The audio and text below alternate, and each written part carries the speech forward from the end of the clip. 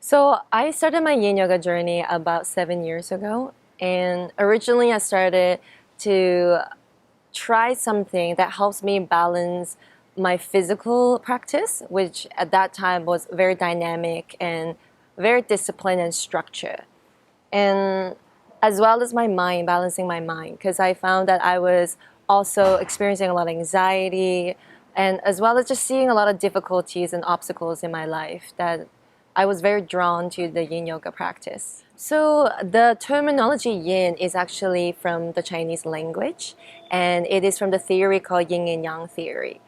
And essentially, if we go all the way back, it is from a Taoist philosophy. And Taoism is all about observing nature, that we see polarities in this world. There's always one side of yin, and it cannot exist without the yang element. And yin yoga, essentially, the nature of it is to observe the quietness and the peace in our body and mind.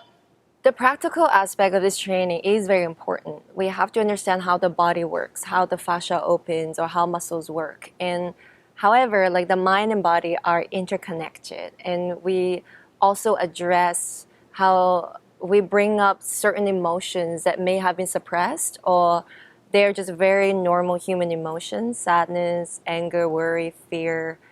And this training is all about receiving these and accepting these emotions with grace and beauty, and then transcending them to our higher self. And I see the changes in the students, like very, very radiant. To me, there's a difference between doing yoga and embarking on our spiritual path.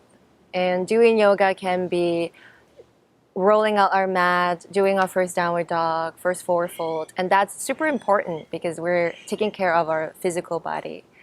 But to me, the spiritual path is when we realize that there's more within us, that maybe our higher self wants to come forth.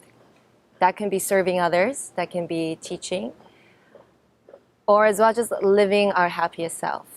And that to me is a spiritual path. And the way this training offers is that safe and openness where you can be yourself and find yourself and accept yourself.